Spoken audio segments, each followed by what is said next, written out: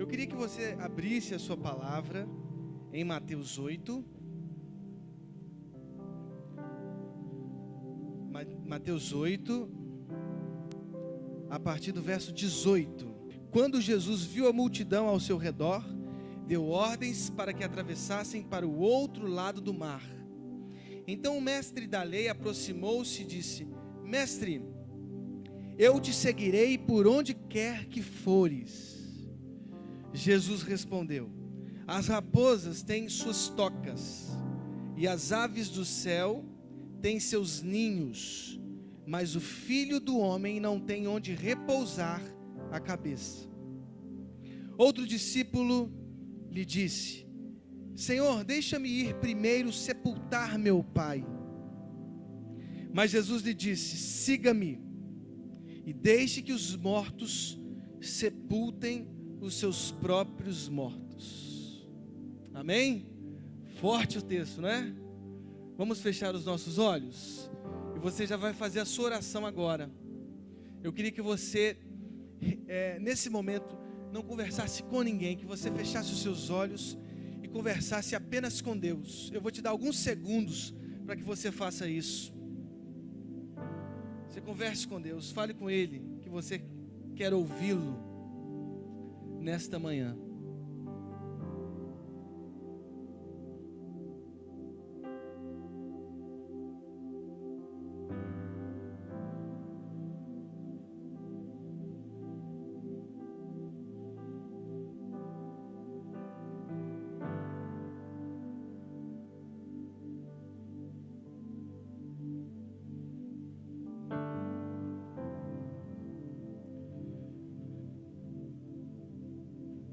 Senhor, muito obrigado por esta manhã.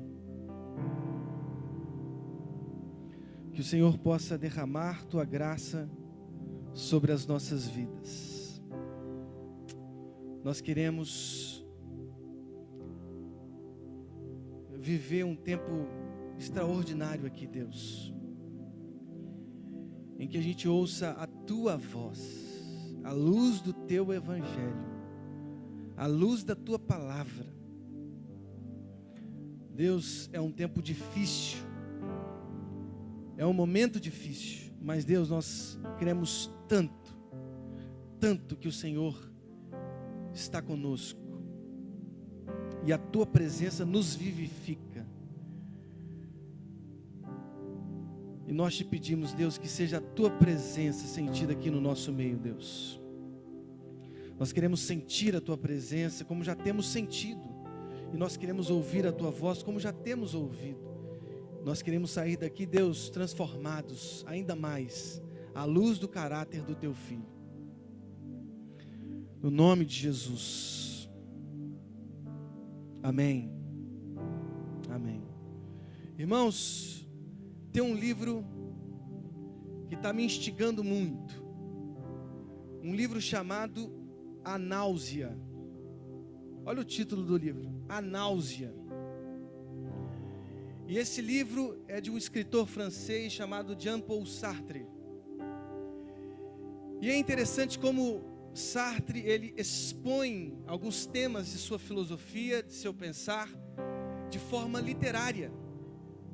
A Náusea é um romance que esse autor francês escreve para tentar explicar um pouco os dramas da própria vida. E ele tenta expor a existência de uma forma literária, teatral. E é interessante que neste livro, A Náusea, neste romance, você tem um personagem central, e a partir dele, todo o romance se desenrola. É como se esse personagem central estivesse, através de um diário, contando a sua própria vida. É legal isso. Ele é um historiador solitário, que vai para uma cidade chamada Bouville. O nome dele é Antoine Roquentin. Olha aí que coisa linda, para você colocar no seu filho. Antoine Roquentin é o nome desse personagem central. Ele é um historiador. E ele vai para uma cidade chamada Bouville, na França. E a intenção maior desse personagem central, desse romance A Náusea, como historiador, é pesquisar um homem chamado Marquês de Rolebon. Um outro personagem, o personagem Marquês de Rolebon, que viveu nesta mesma cidade no século XVIII. E como ele é um historiador, ele vai para essa mesma cidade onde viveu o Marquês de Rolebon, tentar, através de alguns escritos, pesquisar a própria biografia desse personagem. E é o que mais é interessante nesse romance é que o próprio personagem central, Antoine Roquentin, ele, na busca de informações históricas sobre esse marquês, esse diplomata francês que viveu no século XVIII, nessa mesma cidade, ele acabou encontrando consigo mesmo.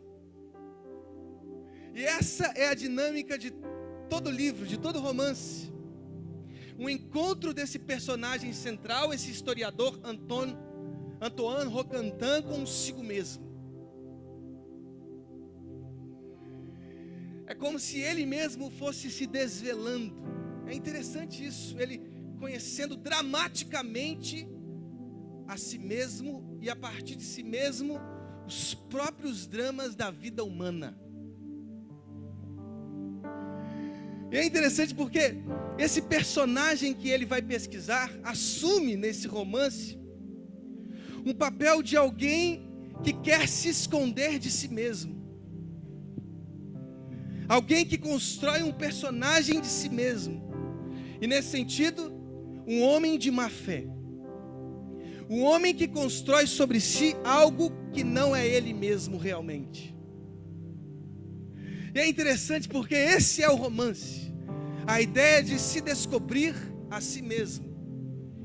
E em descobrindo a si mesmo, a própria natureza humana, que é uma natureza dramática. Uma natureza dramática, contingente, onde não há fundamentos seguros. Caminhamos por sobre o mar. Não caminhamos em fundamentos seguros, não conseguimos explicar a própria vida, a nossa própria vida, os dramas da nossa vida, os dramas da própria humanidade. A experiência humana é contingente. E é isso que ele descobre. E é interessante porque nós estamos diante de uma narrativa do Evangelho de Mateus que de alguma maneira explora um pouco isso. Explora um pouco sobre a existência humana. Essa nossa sempre contínua tarefa de desconstruirmos a nós mesmos à luz de um personagem que não existe. Nós inventamos certos personagens porque no fundo nós estamos querendo fugir da própria vida, dos dramas da própria vida. Vou te dar um exemplo muito claro, bem concreto. Às vezes a experiência do casamento é um pouco dramática para muitas pessoas. Sabe por quê? Porque nós temos uma ideia de casamento meio fantasiosa, meio idealizada. Eu acho que é essa ideia de algum cenário ideal que acaba machucando o próprio coração humano. Algumas mulheres pensam assim: não, mas eu vou encontrar o meu príncipe encantado, e será um dia extraordinário. Ele virá engravatado, todo bonito, todo sedento por fazer carinhos em mim, para levar todos os dias um suco de laranja espremido com ovos mexidos e bacon. E ele fará isso todos os dias. E ele lerá as poesias de Drummond todas as manhãs, e do poeta chileno Pablo Neruda, porque ele é um homem encantador. E todos os dias, antes de nós fazermos sexo, ele jogará pétalas de rosa pelo teto do quarto. E ele cantará canções. ao som de um violino que ele aprenderá antes do casamento.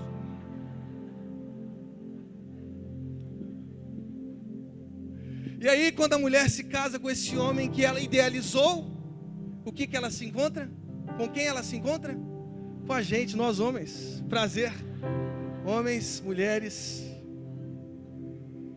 Os homens de carne e osso, de pele e osso, que às vezes estão nervosos, que às vezes estão impacientes, que às vezes estão tomados pelas cargas excessivas, né, de horário no trabalho, que enfrentam os seus dramas pessoais, que enfrentam os seus medos. Da mesma forma, o homem, ele imagina que ao se casar, ele se encontrará com uma princesa. Uma princesa. E todos os dias o café estará posto sobre a mesa. E ele acordará empolgado porque o café já foi passado, o leite já foi esquentado, o pão já foi cortado. E ela massageará enquanto ele toma esse café feito por ela mesma, os seus pés. E enquanto ele está recebendo aquela massagem, ele está comendo pão, tomando café, lendo o seu jornal todo dia, sobre economia, sobre política, sobre futebol. E depois disso, ela sorrirá para ele: vai, meu valente vencedor, vá para a vida, vá para as conquistas, e venha porque espero ansiosamente por sua chegada. E aí, depois de uma longa jornada de trabalho, ela está lá, com um vestido encantador,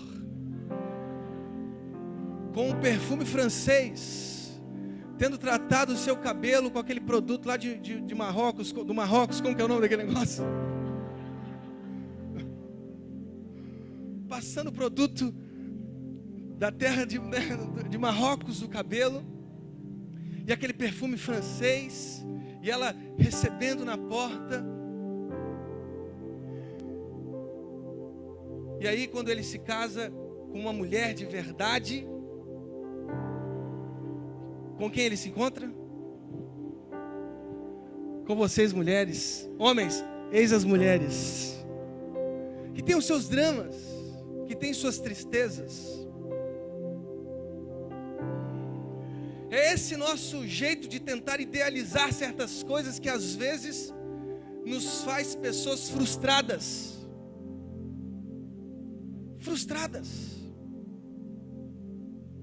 Por exemplo, muitos pais e mães aqui presentes se sentem sobrecarregadas porque construíram um ideal de mãe e pai, e porque já estão há 10 anos criando seus filhos e não corresponderam a esse ideal de mãe e pai, estão hoje, após 10 anos, frustrados pelo resultado de sua educação. Frustrados, com os ombros sobrecarregados, porque eles não foram esse pai perfeito e não foram essa mãe perfeita.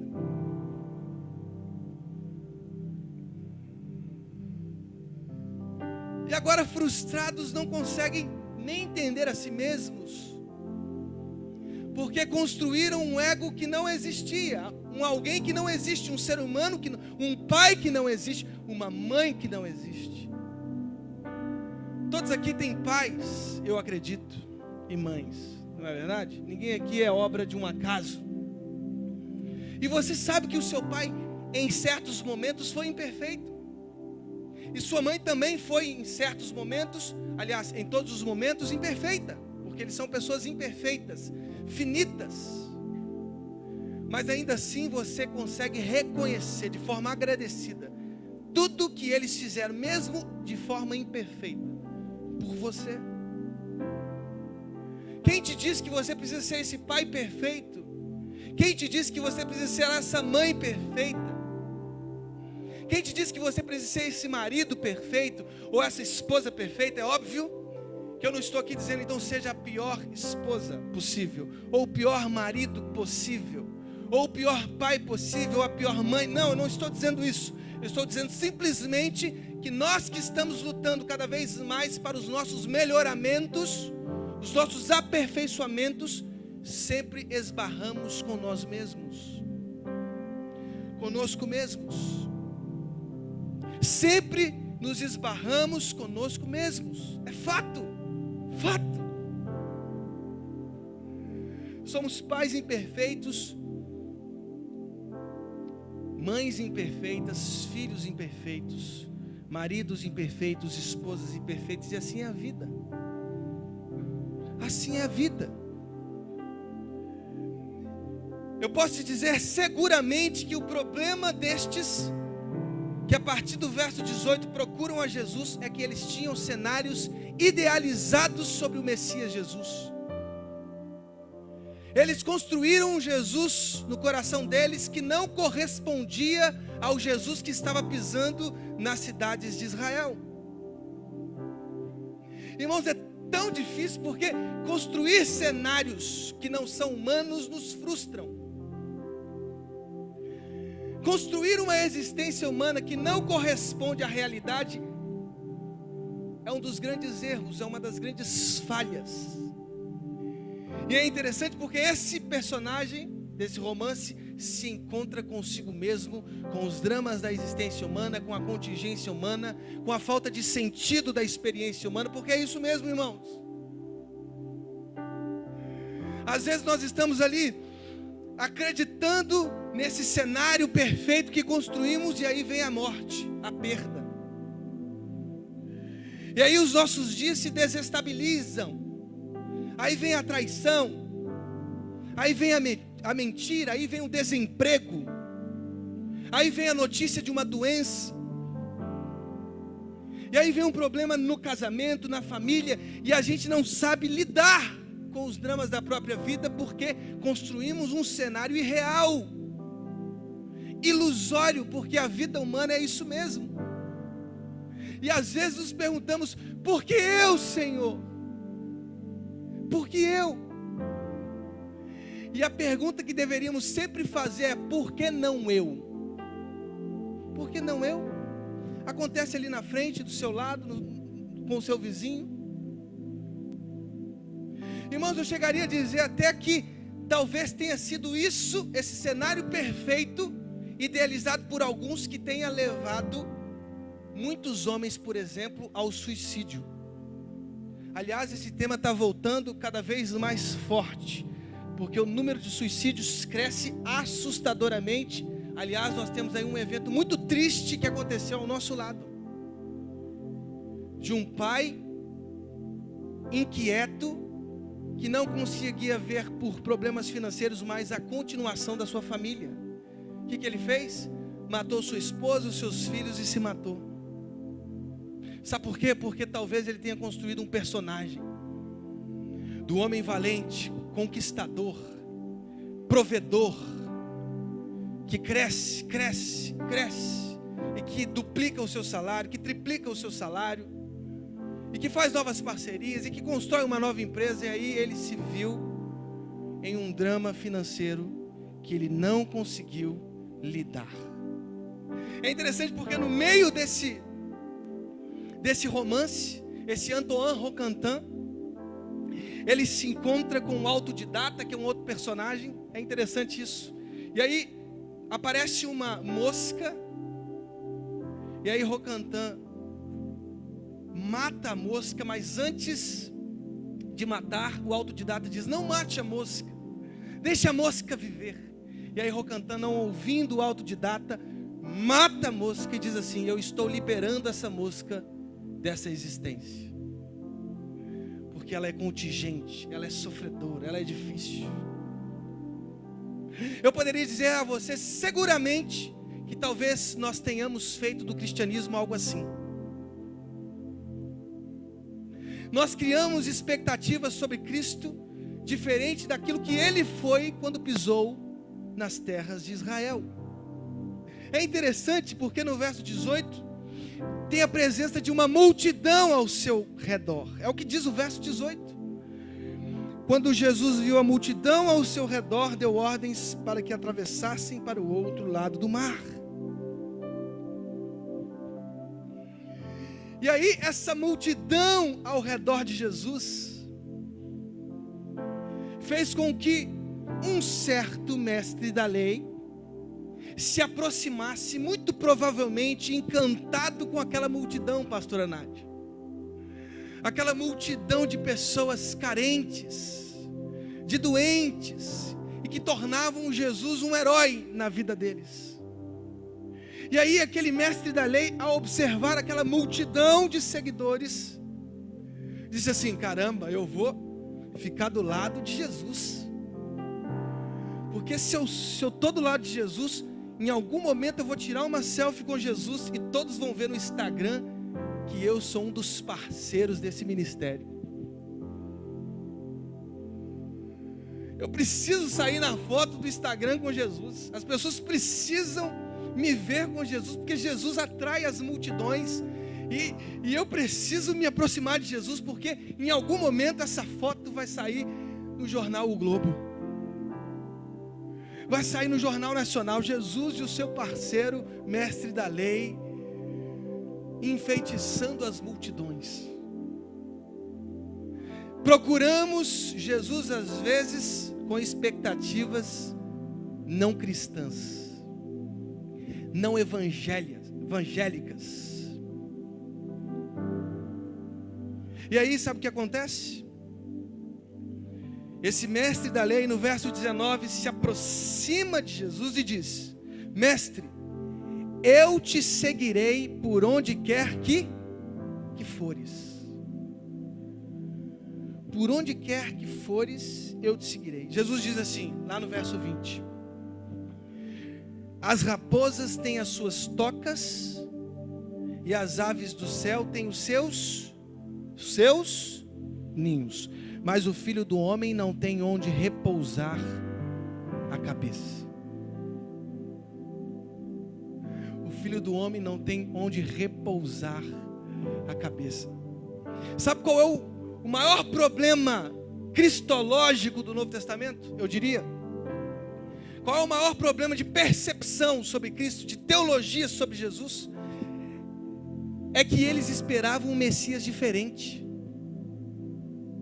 Um Messias soberano, rei. Um Messias vaidoso que imprimiria através do seu poder uma nação unida, economicamente estável, crescente, livre dos governos estrangeiros, das dominações estrangeiras. Um rei, um sacerdote, o Senhor dos senhores. E aí aparece Jesus, andando com mendigo, abraçando as prostitutas, se assentando com os publicanos e pecadores, nas casas, encostando nos leprosos, dando vista aos cegos. Eles se encontram com Jesus completamente humanizado. Um Jesus que decidiu ser gente. Um Jesus que decidiu participar dos dramas da existência humana. Um Jesus que, diz o Evangelho inteiro, sentiu todas as inquietudes humanas, todos os medos humanos.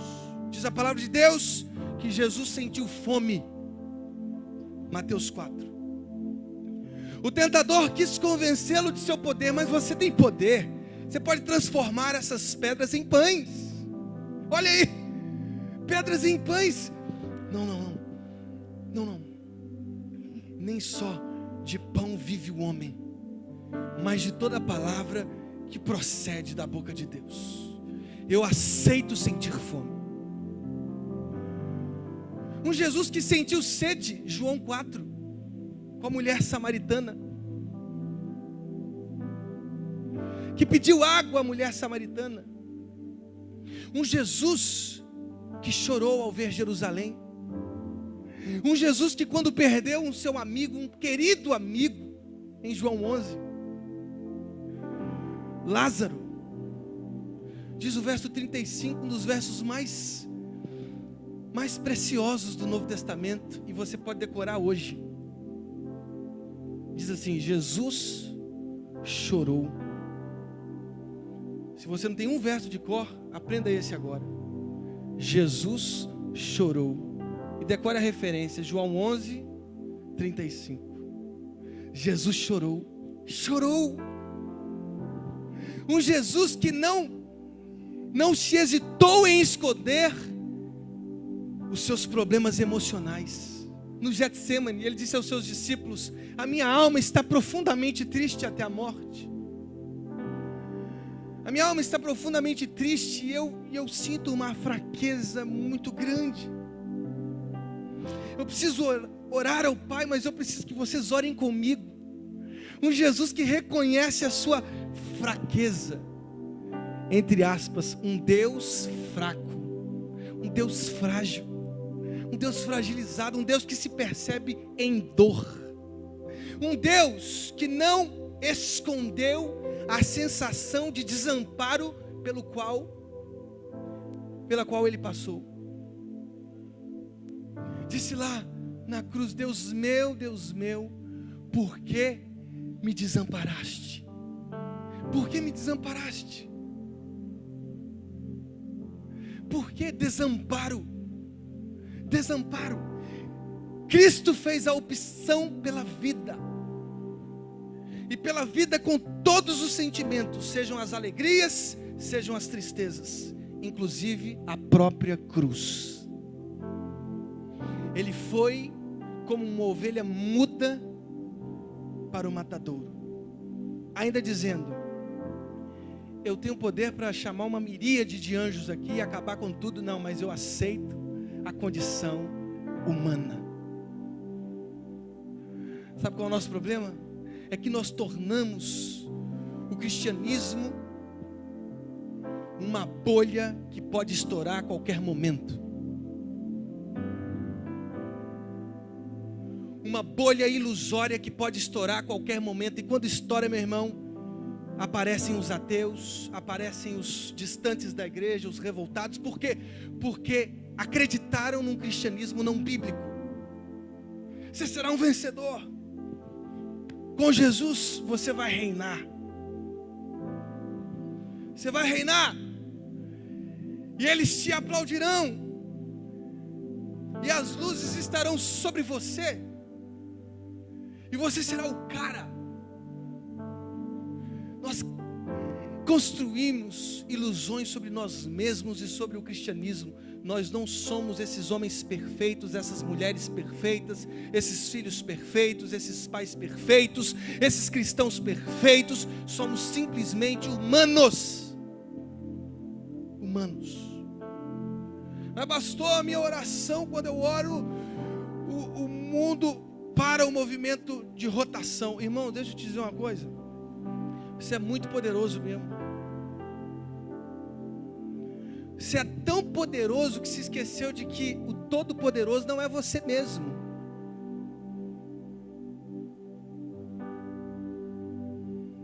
Estamos enganando de tal forma nós mesmos que não existe títulos para nos classificar. Não somos mais pastores, precisamos agora ser apóstolos.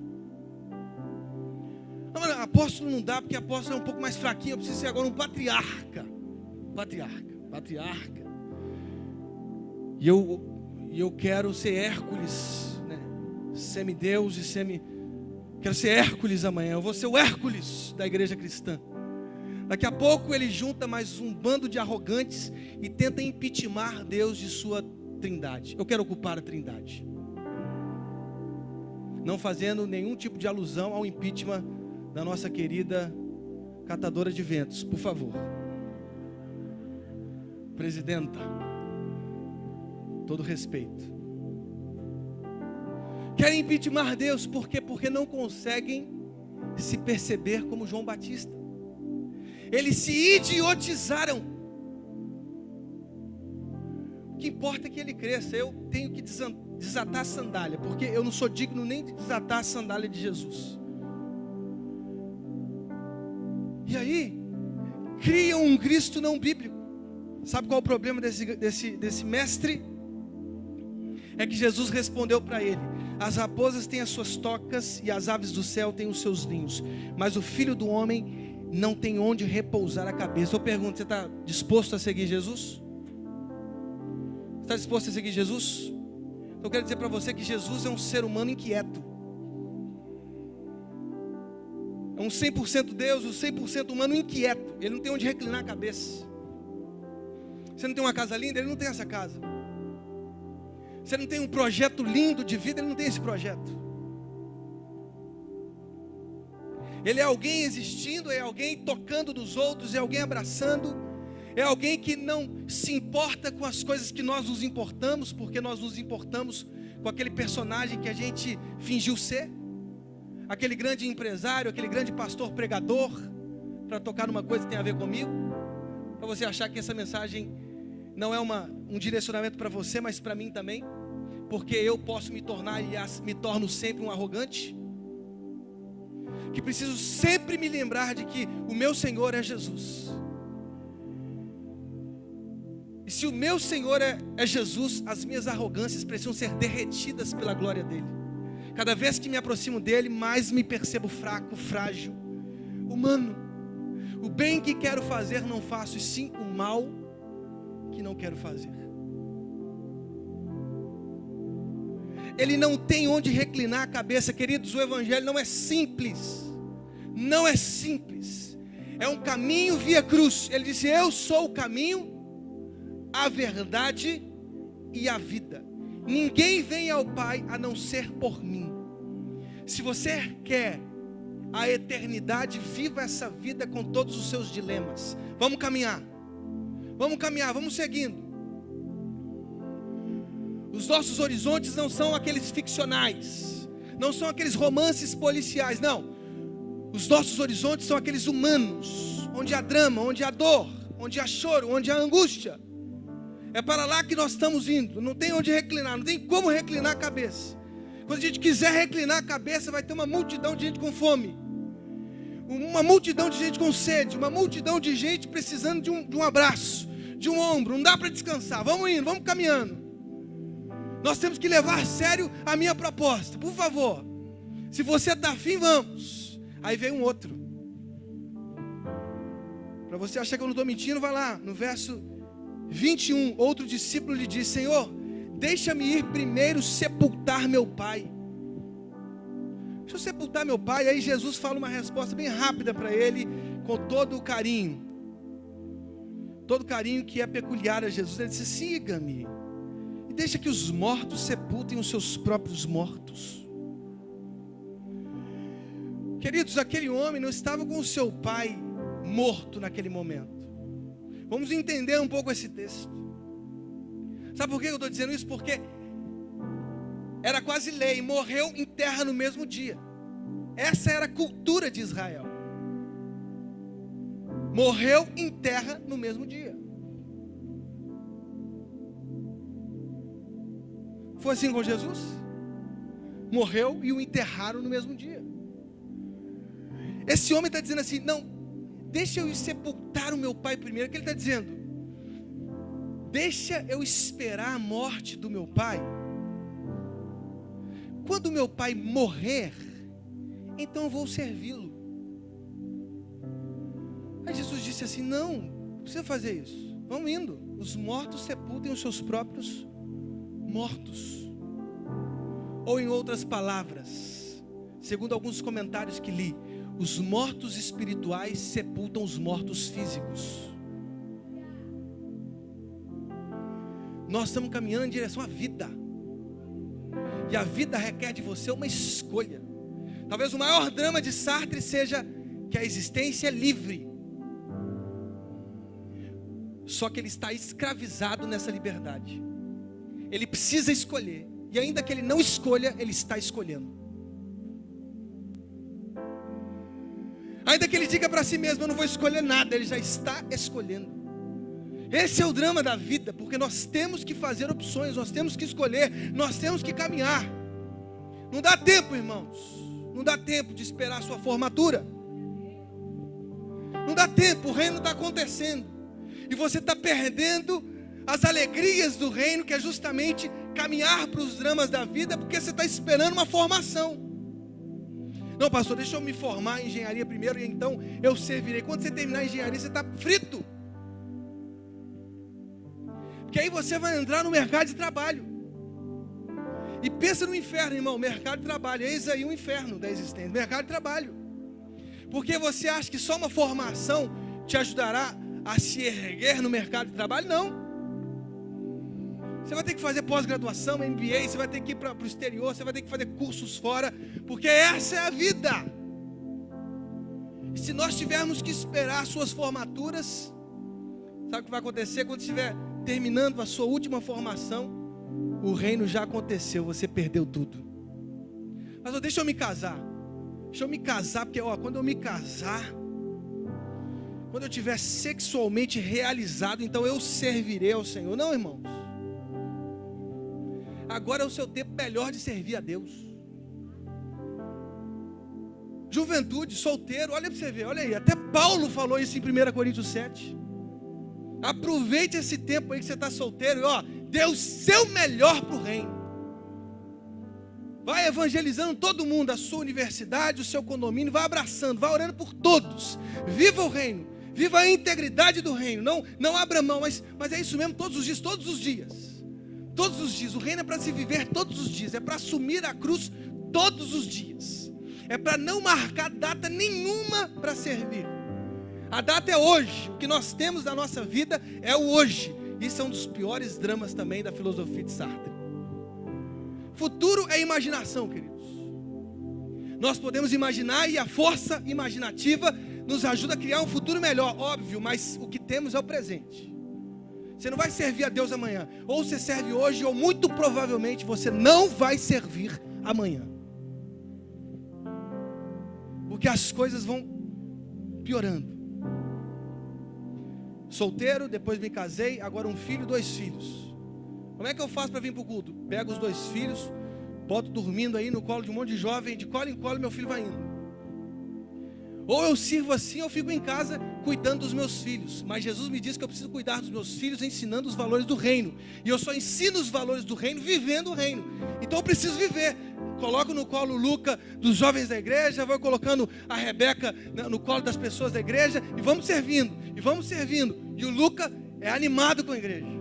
Teve uma vez que ele foi numa outra igreja com a minha sogra. Ele falou, essa igreja não, eu quero a minha igreja, igreja atitude. Ele estava lembrando, olha você ver. A minha igreja, servir, irmãos, tem que servir como você está. Aliás, desocupado, é difícil ser chamado por Deus. O cara que fica comendo Pokémon o dia inteiro, é difícil ouvir o chamado de Jesus. Porque ele fica desconcentrado. Ele está desconcentrado. Eu não estou falando contra o Pokémon não, ainda que seja do diabo, mas eu só estou dizendo que tudo isso que nós temos aqui, irmãos, tudo isso aqui é uma prova eficaz, viva, de que nós não teremos desculpas quando chegarmos no reino dos céus, no dia do julgamento. Isso aqui é a maior prova de que nós não temos desculpas. Porque por mais que sejamos ocupados, por mais que tenhamos o nosso trabalho, o nosso emprego, qualquer coisa que seja, a nossa faculdade, a nossa pós-graduação, qualquer coisa que tenhamos, nós sempre reservamos o nosso tempo para o nosso bendito amigo smartphone. Você está no Face, você está no WhatsApp, você está no Instagram, você está em tudo. Aliás, eu estou saindo de tudo, porque eu não estou aguentando mais. Estou quase saindo do telefone, adeus. Falem comigo por cartas, enviem cartas para mim. Que a carta, até você escrever, você vai pensar 2 vezes em mandar. Demora muito, tem que ir lá no correio. Vamos evitar conversa desnecessária. Porque o WhatsApp é isso, conversas desnecessárias também. Perdemos horas e horas e horas fotografando a nós mesmos, enviando a gente em diferentes posições, em diferentes locais, em diferentes lugares, em diferentes hotéis, em diferentes piscinas, em diferentes praias. O que você quer mostrar com isso? Que você é um viajante? Que você é o mesmo viajante perdido? O personagem central de Sartre? É o mesmo viajante perdido? Que depois de viver longas viagens, de viver muitos dias, percebe que tem sentido nenhum. Não tem sentido nenhum. Siga-me e deixe que os mortos sepultem os seus próprios mortos. Vamos servir a Deus, é agora. Não dá tempo de sepultar morto, irmãos. Não dá tempo de esperar o seu pai morrer. Não dá tempo de esperar a sua mãe morrer, porque a vida é tão contingente, é tão sem fundamento, é tão sem lógica, que não dá nem para saber se você vai antes do seu pai. O que você tem é hoje, e se você não está servindo hoje, muito provavelmente não servirá amanhã. A maior prova de que o que eu estou dizendo é um fato são os versos posteriores aos que eu li. Olha o que diz o verso 23. É interessante isso. Jesus conversa com esses dois, um discípulo e um mestre da lei. E logo após ele mostrar o que é o Evangelho, quais são as implicações do Evangelho, verso 23, entrando ele no barco, seus discípulos o seguiram. De repente, olha aí, de repente, uma violenta tempestade abateu-se sobre o mar, de forma que as ondas inundavam o barco. Jesus, porém, dormia. Os discípulos foram acordá-lo, chamando: Senhor, salva-nos, vamos morrer. Ele perguntou: por que vocês estão com tanto medo, homens de pequena fé? Então ele se levantou e repreendeu os ventos e o mar, e fez-se completa bonança. Os homens ficaram perplexos e perguntaram: quem é este que até os ventos e o mar lhe obedece? Aí o verso 28, para piorar: quando chegou ao outro lado, a região dos Gadarenos, foram ao seu encontro dois endemoniados que vinham dos sepulcros. E aí o texto continua. O Evangelho é isso, meu irmão. Isso é o Evangelho. O Evangelho é atravessar para o outro lado do mar. E mar na antiguidade significava a representação de todos os medos. Nós vamos ter que assumir os nossos próprios medos e caminhar. Esses dias eu fui tomado por um certo medo, irmão. Vou confessar isso para vocês. Medo. Aliás, cada vez mais esse medo cresce. Acho que eu tenho que tratar isso, pastor Valério. Tem que tratar. Eu não tinha medo de nada, quer dizer, não tinha medo de nada, é um negócio muito vaidoso, mas eu tinha pouco medo de morrer. Depois que nasceu Luca, eu tenho medo danado. Nasceu a Rebeca, piorou ainda mais. Aí eu estava esses dias almoçando, aconteceu um acidente de BRT bem aqui, eu vi tudo. Eu vi uma jovem que estava dentro do carro, lançada para fora e morrendo na hora. E aí eu tive que concordar que a vida também é aquilo. É aquilo. Ontem eu voltando de Petrópolis, meu cunhado fez o concílio dele. Passou no concílio, graças a Deus, meu cunhado vai se tornar pastor agora. E aí voltando à noite, 11 e pouca da noite, eu no carro, o Luca e a Rebeca, e no outro carro, a Priscila, a Marilé, esposa do pastor Kenner, com duas crianças no carro. E eu passando ali no finalzinho da linha amarela para pegar a linha vermelha. E aí eu vi um monte de tanque de guerra para tudo quanto é lado. Falei: gente, o que vai acontecer aqui agora? Será que vai explodir bomba aqui? Eu vou ter que dar um de MacGyver, tentar voar com duas crianças. Eu não sei o que eu vou fazer. Sei que a Rebeca espirrou, irmãos. Espirrou. O espirro dela parecia um tiro de fuzil. Na hora eu fiquei assim: agora. É agora. É agora. Justamente naquela hora que termina a linha amarela termina a linha vermelha e começa a linha amarela. Aquela esquina do medo. Sabe aquela que você passa ali sempre orando o Pai Nosso, tudo. Você vai todas as orações. Medo. Mas eu preciso aceitar todos os meus medos, lutar de fato contra eles, obviamente. Porque há uma paz, há uma tranquilidade que Jesus nos dá e diz assim: não interessa quais são os meus medos, eu preciso continuar vivendo, eu preciso continuar visitando os pequenos grupos, ainda que sejam os pequenos grupos mais longe do mundo. Você tem que atravessar todos os morros, todas as favelas, todos os locais perigosos. Eu preciso continuar indo. Foi assim desde a adolescência, eu me lembro até hoje. Eu e meus amigos fomos tocar, eu tocava saxofone na época. Lá em Belo Horizonte, fomos numa favela, levamos a nossa banda, e aí a gente não conhecia bem o local, a gente foi perguntando onde que é o negócio assim, aí ele disse assim, você tem que passar ali na rua do Mata Fácil, para você chegar na igreja. Eu falei, que rua que é essa? Mata Fácil? Mata Fácil era o nome da rua. Eu tenho que atravessar essa rua mesmo? Tem que atravessar, porque senão eu não chego. Vamos atravessar então, tem que atravessar. O evangelho é isso. O evangelho é a certeza de que um dia nós vamos morrer. Eu não sei como, mas eu preciso viver cada dia, ainda que hoje seja esse último dia. Eu preciso viver com todas as implicações da vida o evangelho de Jesus. Que venham os medos, que venham os temores, eu preciso continuar vivendo. Eu não sou um herói, eu não tenho um corpo de aço, eu não tenho um escudo de aço, eu não tenho absolutamente nada. Eu tenho essa carcaça aqui que vocês estão olhando, e vocês têm essa carcaça aí que vocês estão usando, que é muito importante por sinal, porque desligou ela, já era. O que nós temos é a nossa vida, o que nós temos é esse hoje. Nós precisamos ir, nós precisamos atravessar para o outro lado do mar, porque esse é o evangelho.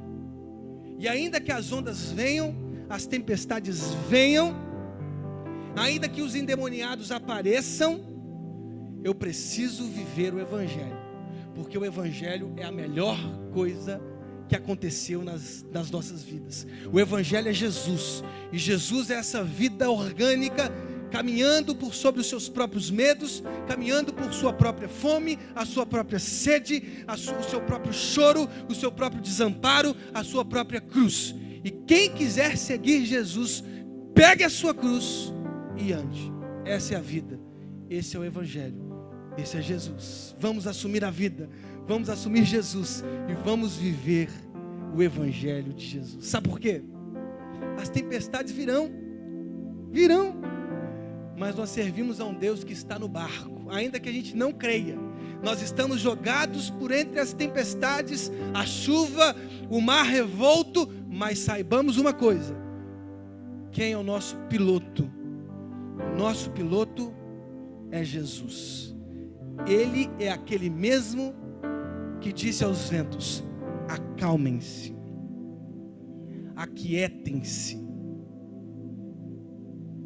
Esse é o nosso Jesus, que trata os nossos medos, que nos abraça, que oferece o seu próprio ombro para chorarmos, para vivermos hoje todas as implicações do evangelho, tudo, porque o evangelho é a melhor coisa que nós temos para viver. Vamos nos colocar de pé nesse momento, vamos fechar os nossos olhos e nós vamos orar. Nós vamos orar. É o momento de nós orarmos.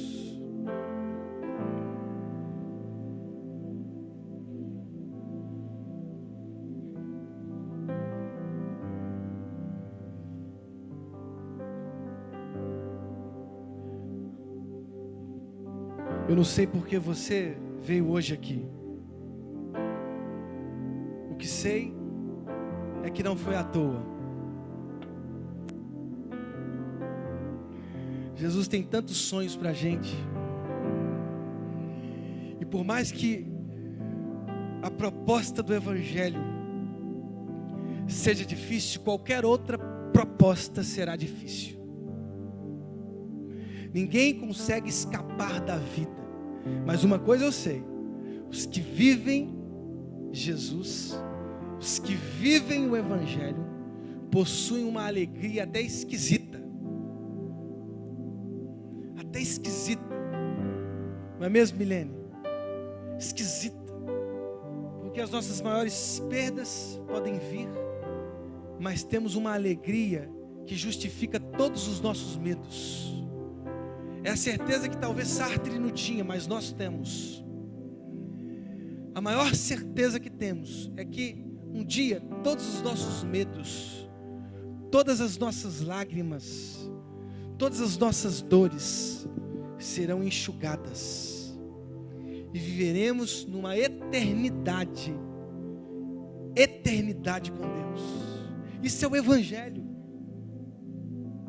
É a certeza de que a morte de Cristo não foi em vão. Não foi em vão. Jesus morreu por nós. E Ele construiu uma ponte linda. Uma ponte linda. Uma ponte linda. Que nos direciona para a eternidade de abraços, de afetos, de orações, de canções, de parques com Ele.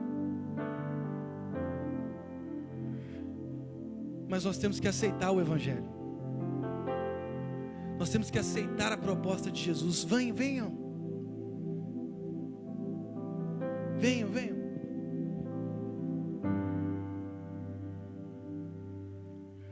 Esse convite extraordinário Jesus está fazendo aqui hoje, nessa manhã. Um convite para você, para que você viva o Evangelho. A alegria do Evangelho. Jesus de Nazaré, o nosso Senhor, uma relação íntima com Ele, a coisa mais preciosa que temos nas nossas vidas, creia nisso, é o próprio Jesus. É quando nós aceitamos o próprio Cristo, porque o Evangelho é Cristo. O Evangelho são as boas novas, de que todas as nossas lágrimas serão enxugadas e viveremos eternamente com Ele. Talvez você tenha vindo aqui porque foi convidado por seu amigo. Que bom. Talvez você tenha vindo aqui porque há um desespero no seu coração. Que bom. Jesus pode transformar o seu desespero numa grande alegria hoje. Talvez você tenha vindo aqui e há no seu coração uma inclinação de morte. Você já está planejando o seu suicídio. Mas você veio se encontrar com a própria vida. Eu sou o caminho, a verdade e a vida. Você veio se encontrar com Jesus. E agora esse projeto de suicídio vai ter que morrer. Sabe por quê? Porque agora você vai encontrar vida.